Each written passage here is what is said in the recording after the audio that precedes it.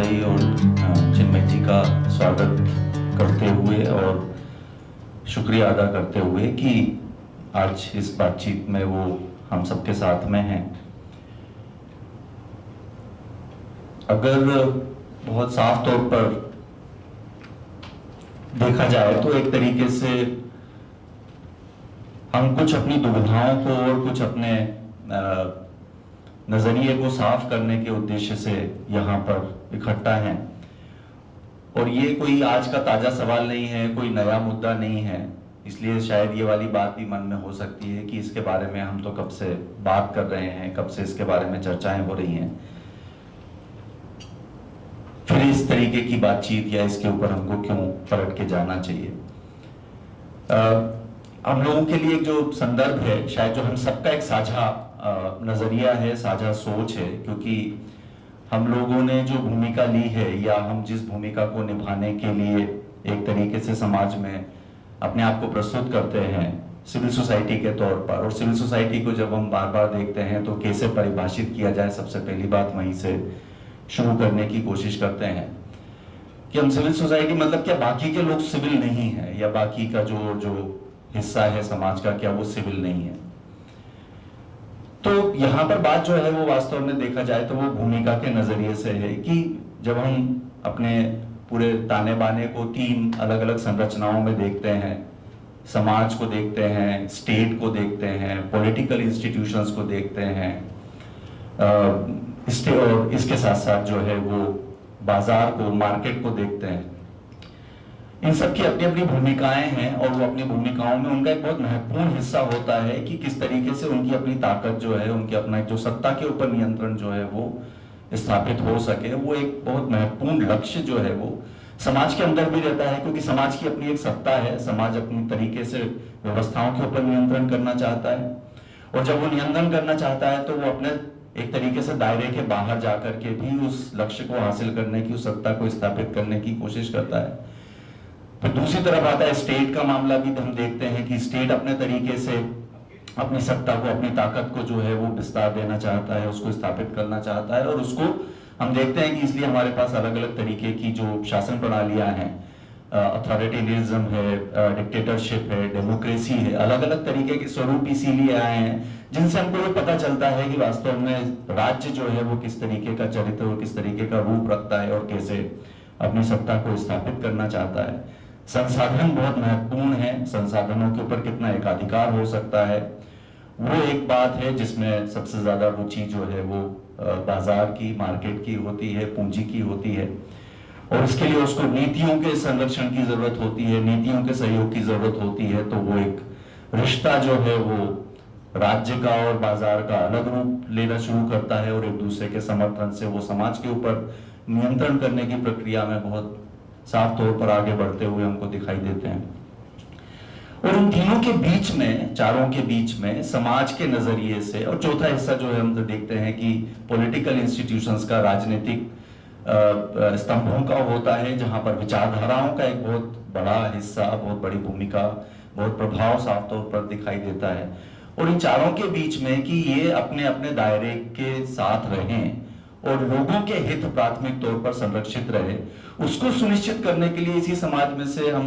कुछ लोगों को देखते हैं, समूहों को देखते हैं जो एक भूमिका निभाते हैं कि ये दायरा जो है वो किस तरीके से एक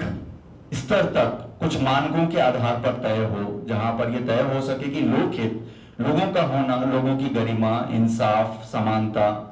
बंधुत्व, एक जीवन के होने का जो मकसद है उसको पूरा करने के लिए जो अवसर है,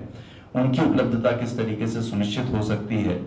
वो हम कैसे इंश्योर करें। वहां पर हम देखते हैं कि जब इसी समाज में से,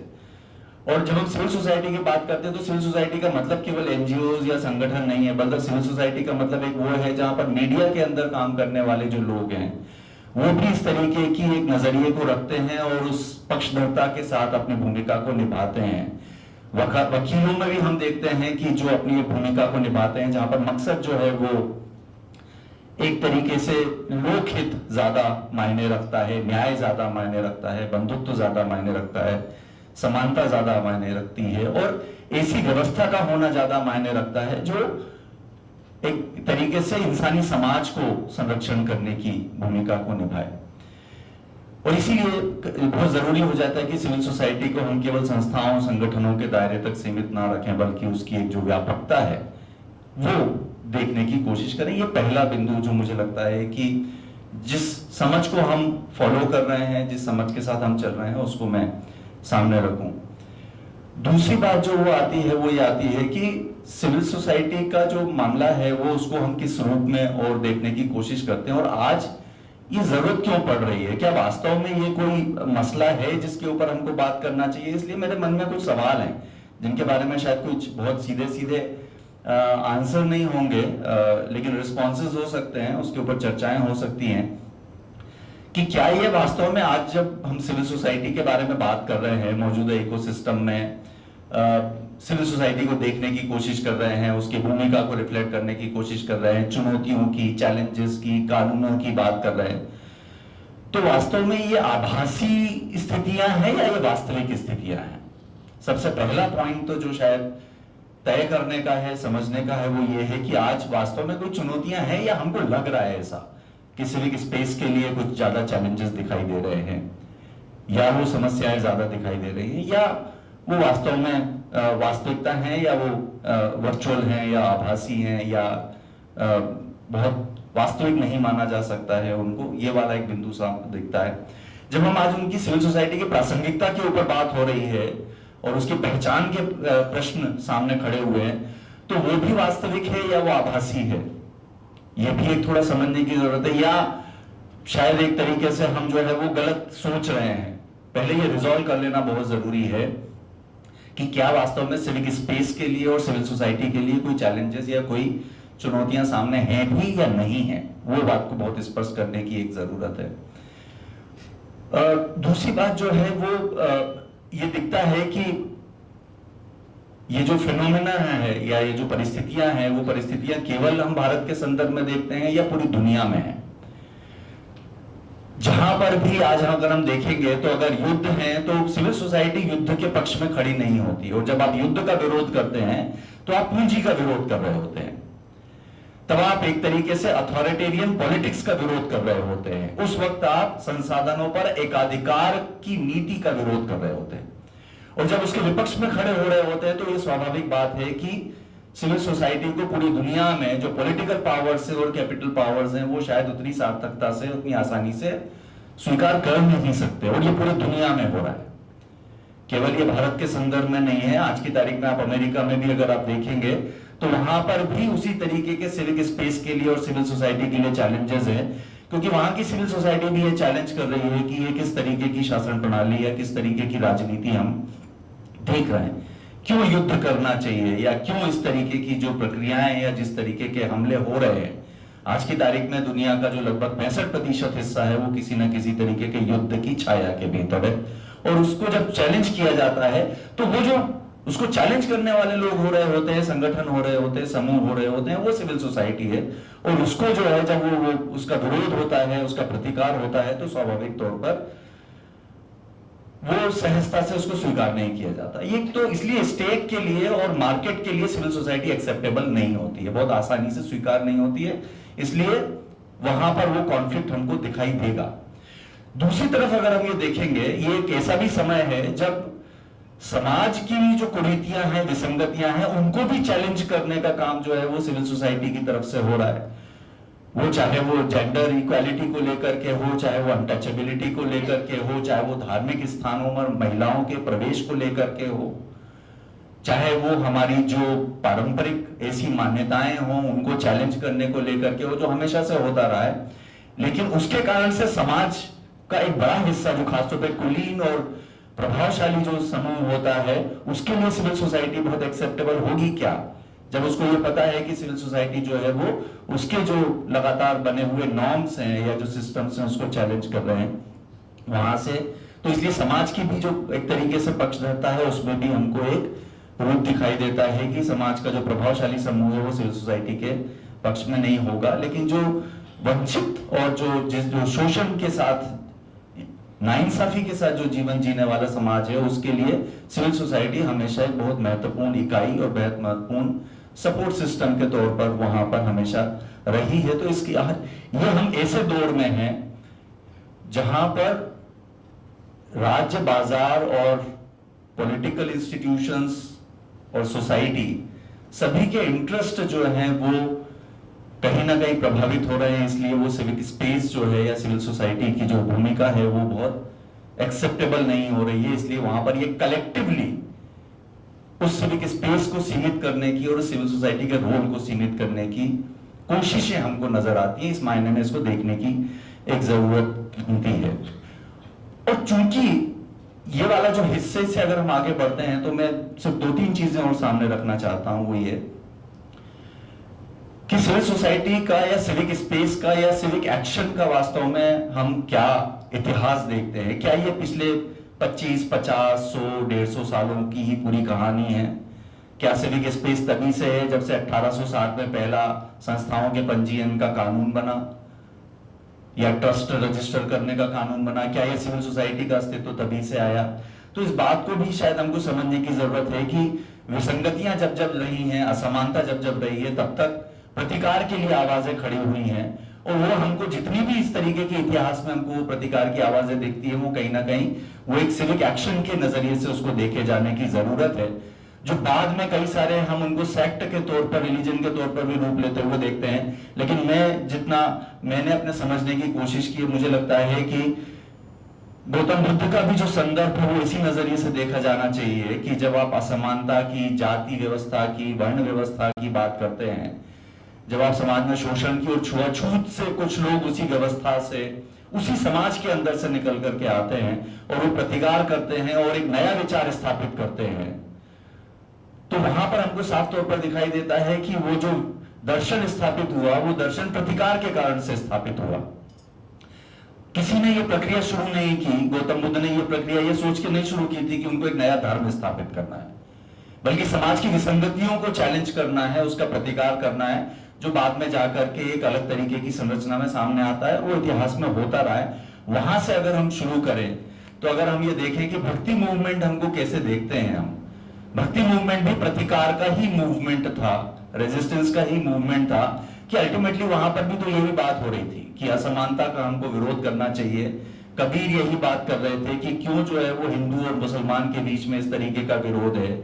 क्यों इस तरीके की जाति व्यवस्था का जो है वो हम स्वरूप सामने देखते हैं। तो कबीर ने या रैदास ने जो अलग अलग तरीके की प्रक्रियाएं की, जो पूरी एक भूमिका ली, वो वहां पर हमको साफ तौर पर दिखाई दे रहा है कि वो भी एक सिविक मूवमेंट के तौर पर वहां पर एक हिस्सा रहा है। और फिर 19वीं शताब्दी का हम सबने देखा है कि वहां पर किस तरीके से वो प्रतिकार की परंपराएं वहां पर चलती रही हैं। तो इसका मतलब ये है कि ये जो, इसलिए इसको समाप्त करने की तो कोई बात दिखती नहीं है कि इसकी प्रासंगिकता या इसके अस्तित्व को चुनौती दी जा सके। सिविल सोसाइटी, सिविक एक्शन अपने आप में हमको उसका एक अस्तित्व, उसकी जो महत्ता, उसकी प्रासंगिकता अलग अलग रूपों में हमको हमेशा दिखाई देगी। ये वाली बात को तो हम मानते हैं, लेकिन जो वर्तमान में हो रहा है उसको देखते रहने की, उसके प्रति सचेत रहने की बहुत जरूरत है। ये एक बात मैं कहना चाहता था। 2 चीजें जो है वो है, पहली बात ये है वो है नरेटिव के संदर्भ में, आख्यान के संदर्भ में, कि चूंकि इसको समाप्त नहीं किया जा सकता है तो किस तरीके से इसकी छवि, इसके प्रति जो भरोसा है समाज का, खासतौर पर जो बहुजन का, जो समाज के वंचितों का जो भरोसा है, उसको किस तरीके से तोड़ा जा सकता है, कमजोर किया जा सकता है। इसके लिए वो पूरी जो नैरेटिव बिल्डिंग की और आख्यान की जो प्रक्रिया है वो हमको चलते हुए दिखाई देती है। और आख्यान का जो सीधा सा मतलब जो होता है, जब हम नैरेटिव की बात करते हैं तो उसका सीधा सा मतलब ये होता है कि आप ऐसा नजरिया, ऐसा माहौल कैसे बनाएं कि एक खास दृष्टि से या एक खास पहचान से किसी भी विषय को या किसी भी संस्थान को या किसी भी समूह को देखा जाने लगे। तो सिविल सोसाइटी के बारे में ये नजरिया होना कि ये गैर जवाबदेह है या समाज से कटे हुए हैं या विकास का विरोध करते हैं या देश की संस्कृति या धर्म या उनकी जो पहचान है उसको चुनौती देते हैं, इस तरीके का एक मानस स्थापित करना ताकि समाज से उसका एक कटाव हो जाए, वो एक पूरी प्रक्रिया जो है वो नैरेटिव बिल्डिंग की और आख्यान को बनाने की प्रक्रिया के तौर पर हम देखते हैं कि समाज के प्रति जो एक जुड़ाव है, उससे जो संबंध है, उसकी जो पहचान है, उसको किस तरीके से प्रश्न चिन्ह के दायरे में लेके आया जाए। और ये पूरी प्रक्रिया उसी के साथ लगातार चलती हुई हमको यहाँ पर दिखाई देती है। ये जरूरी हिस्सा हो जाता है कि हम उस नैरेटिव को समझें, वो नैरेटिव कैसे बन रहा है उसको जानने की कोशिश करें और उसको कैसे काउंटर करें। उसकी भी तैयारी हमको शायद करना जरूरी है कि कैसे, कम से कम और कुछ और हम नहीं करेंगे, लेकिन सिविल सोसाइटी को व्यापक समाज के साथ, क्योंकि ये जरूर हुआ है पिछले 20-30 सालों में कि सिविल सोसाइटी का अपना जो दायरा है वो अपने कुछ खास जनसांख्यिकी तक यानी डेमोग्राफी तक, समूहों तक, संख्याओं तक और मुद्दों तक सीमित हुआ है, और उसकी एक जो व्यापकता है वो सीमित हुई है। वो हमको देखने की शायद बहुत जरूरत लगती है कि हम उसको कैसे व्यापक बनाएं और व्यापक समाज के साथ संवाद करने की प्रक्रिया में आगे जा सके। और जो आखिरी बात जिसके लिए मैं थोड़ा और समय लूंगा, इसको मैं ये करना चाहता हूं कि इस पूरे कालखंड में ये जो जब हम इतने लंबे 2-2,500 साल के कम से कम जिनके प्रमाण है, ऐतिहासिक में मिथकों की बात नहीं कर रहा हूं, मैं कहानियों के संदर्भों की बात नहीं कर रहा हूं, लेकिन जिनके ऐतिहासिक प्रमाण है उनके आधार पर बात कर रहा हूं। तो इन 2,500 सालों में अगर देखते हैं तो इस पूरी प्रक्रिया में जो चीजें हैं बहुत कुछ बदला है। तकनीक बदली है, मुद्दे बदले हैं, मुद्दों की इंटेंसिटी बदली है, समाज का व्यवहार बदला है, समाज की जो अपनी उसका ताना बाना है उसमें भी बहुत बदलाव आया है। लेकिन एक चीज है जो पूरी कॉमन रही है पिछले 2,500 साल के सिविक एक्शन के इतिहास में, और वो रही है कम्युनिकेशन का इस्तेमाल। इसको अगर हम शुरू से अगर हम देखने की कोशिश करें, मतलब जैसे मैंने एक संदर्भ लिया था गौतम बुद्ध का, तो वहां पर भी जो है वो पूरी बात स्थापित करने की जो कोशिश होती है, वहां पर जातक कथाओं और दृष्टांतों के माध्यम से लोगों के बीच में जाकर के संवाद करने की एक प्रक्रिया, वो सबसे बुनियादी अगर एक्शन और इंटरवेंशन रहा, वो बात रही तो हमको बहुत साफ तौर पर दिखाई देता है। अभी हम उसका मकसद क्या था, उसका रूप क्या था, वो एक अलग बात है, उसके बारे में मैं बात नहीं कर रहा हूं, लेकिन मैं रणनीतिक संचार के नजरिए से, कम्युनिकेशन और स्टोरी टेलिंग के नजरिए से बात कर रहा हूं कि आज गौतम बुद्ध की पहचान जो होती है वो जातक कथाओं के माध्यम से होती है। उनके जो अलग अलग लोगों के साथ जो संवाद हुए, उस संवादों के माध्यम से वो पहचान या उसका दृष्टांत से ही हमको उस समय की और उस विचार की पहचान होती है। अगर वो ना हो तो आज शायद हम उस विचार को आज नहीं पहचान सकते, ये वाली बात दिखती है। फिर हम बाद में आते हैं, जब बाद के समय में आते हैं, तो दक्षिण भारत में भी जो भक्ति मूवमेंट शुरू हुआ 7वीं-8वीं शताब्दी में, वहां पर भी जो पूरा संदर्भ रहा वो कम्युनिकेशन के नजरिए से ही, लोगों के साथ बातचीत करने की प्रक्रिया से ही हुआ, व्यापक समाज के साथ हुआ, टारगेटेड ऑडियंस के साथ नहीं हुआ, व्यापक समाज के साथ एक संवाद की प्रक्रिया में कैसे जाए, क्योंकि वहां पर यही बात हुई थी कि कैसे हम समाज में बदलाव ला सकते हैं।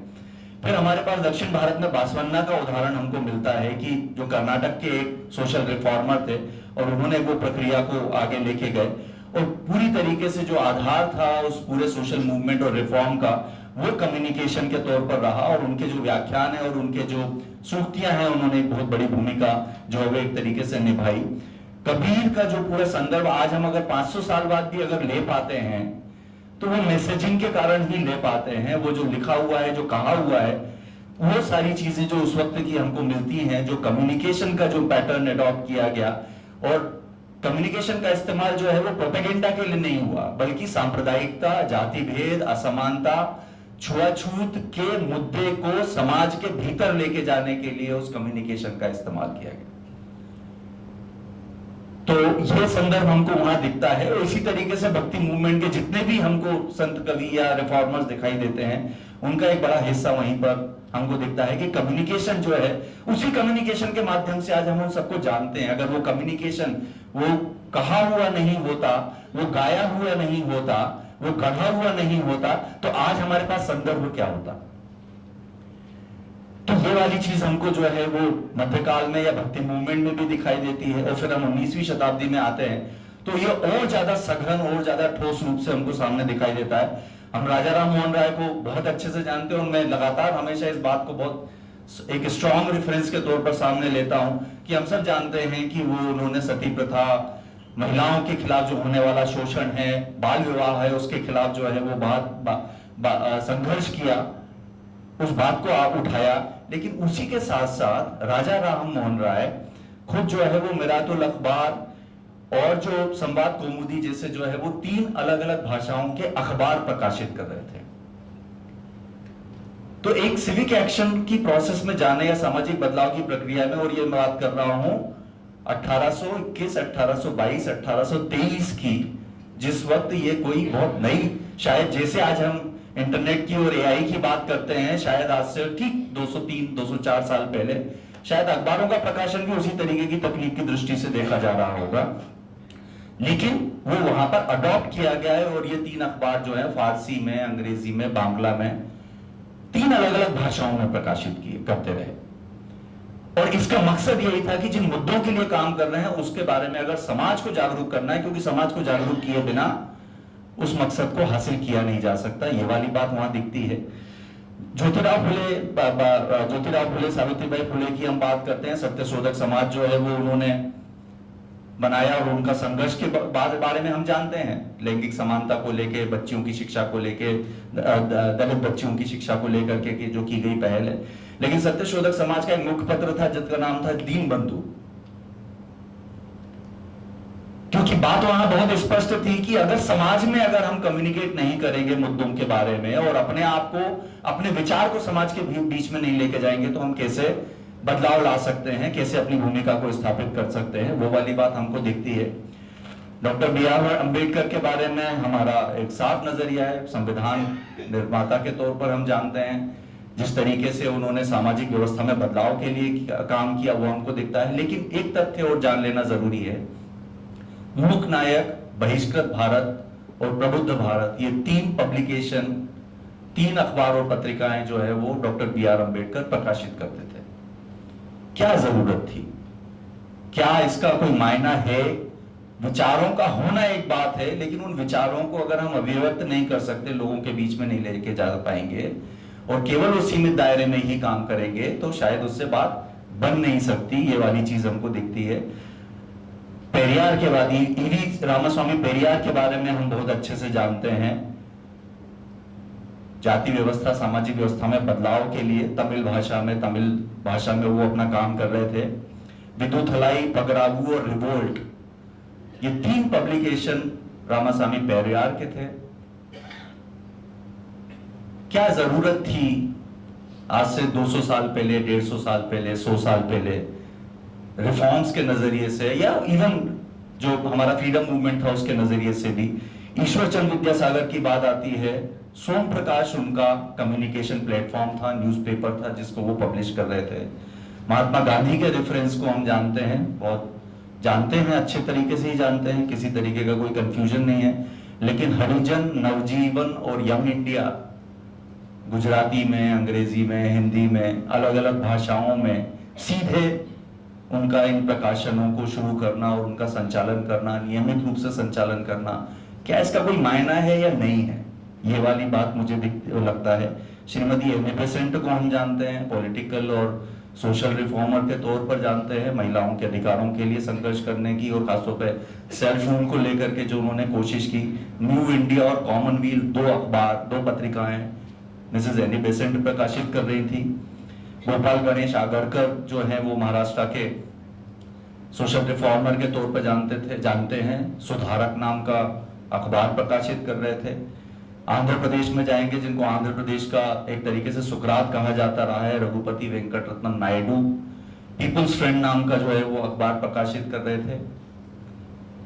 कुंदगुरी वीरेश लिंगम जो है वो विवेक वर्धिनी नाम की जो, सती हित बोधिनी नाम की जो है वो पत्रिका का प्रकाशन कर रहे थे। और इस तरीके की जो ऐसा कोई रिफॉर्मर पूरे इतिहास में, या सोशल चेंज की या सामाजिक बदलाव की प्रक्रिया करने वाले जो लोग रहे हैं, ऐसा कोई भी व्यक्ति नहीं दिख रहा है जिसकी पहल का, जिसकी योजना का जो केंद्रीय हिस्सा है वो स्ट्रेटेजिक कम्युनिकेशन, स्टोरी टेलिंग ना हो। बिना उसके हमारे सामने सोशल चेंज की, सोशल रिफॉर्म की हिस्ट्री हो ही नहीं सकती है। लेकिन सवाल यह है कि आज हम जिस कालखंड में हैं, खासतौर पर स्वतंत्रता के बाद, और आखिरी जब हम इसको स्टडी कर रहे थे, तो जहां पर कम्युनिकेशन को एक बहुत महत्वपूर्ण हिस्सा माना गया है स्वतंत्रता के बाद, वो केवल एक मूवमेंट दिखाई दे रहा है, और वो दिखता है पीपुल साइंस मूवमेंट, जो जन विज्ञान आंदोलन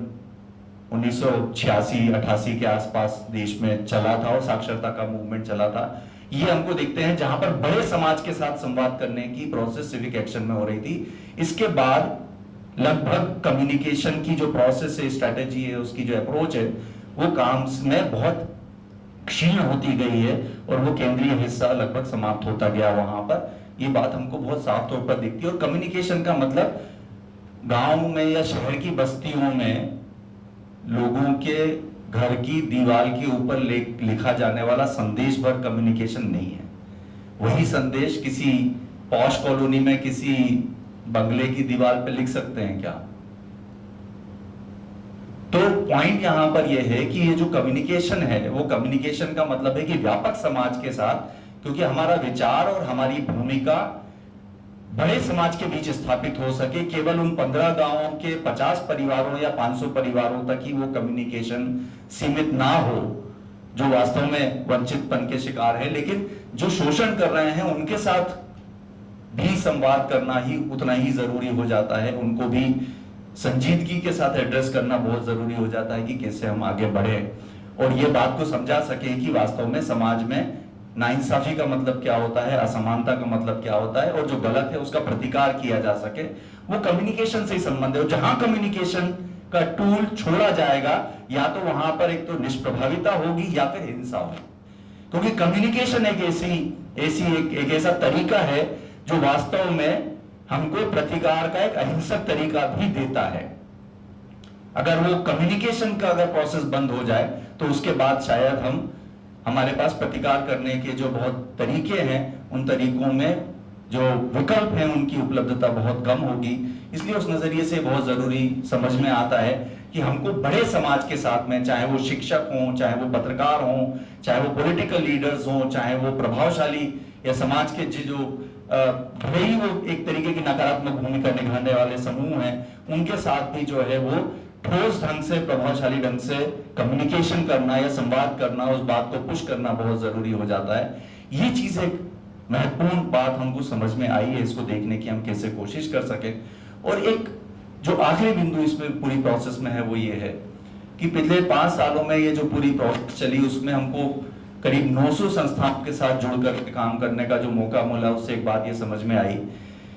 कि हम शायद आज के समय में ये मानते हैं कि कम्युनिकेट करना जोखिम से भरा काम है। अगर ये ज्यादा इसको अडॉप्ट करेंगे तो चुनौतियां ज्यादा पैदा होंगी, लेकिन उसका दूसरा पहलू ये है कि वो अपनी प्रासंगिकता और अपने प्रभाव को भी कम करने का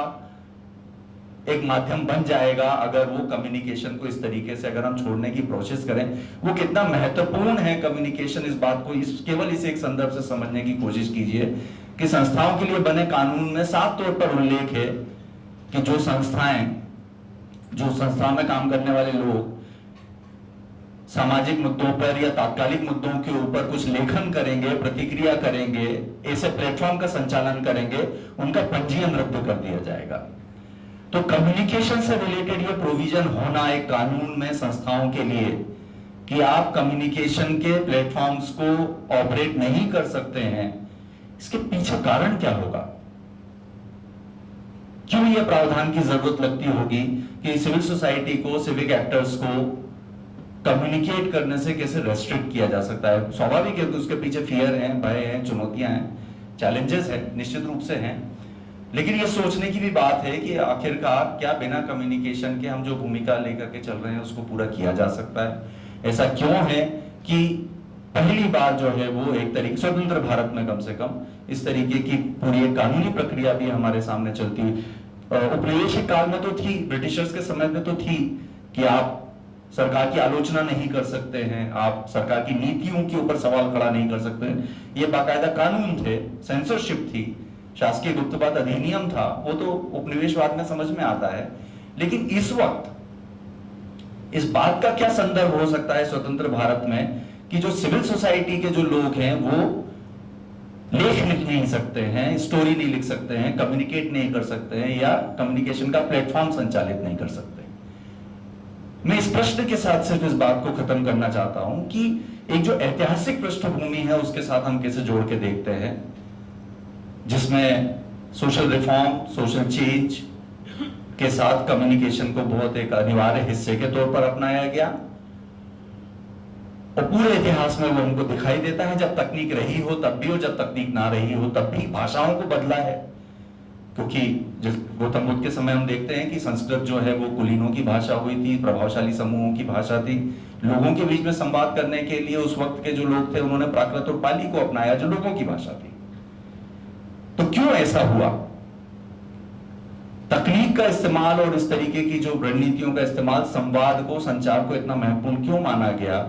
और दूसरी बात, आज उसको रेस्ट्रिक्ट करने की इतनी प्रोसेसेस क्यों हैं? और तीसरा, क्या वास्तव में हमारी आज के समय में जो भूमिका है, जब हम यहाँ पर आत्मावलोकन और जवाबदेही के नजरिए से बात करते हैं, तो क्या ये बहुत जरूरी नहीं है कि हम अपने कम्युनिकेशन के एलिमेंट को या उस हिस्से को जो है वो उसके बारे में विचार करें, उसको किस तरीके से अडॉप्ट किया जा सकता है, उसके बारे में ठोस पहल और भूमिका को आगे हम लेके जाने की कोशिश कर सकें। तो मैं इसके साथ ही अपनी बात को यहाँ पे थोड़ा रोकना चाहता हूँ। बहुत बहुत धन्यवाद।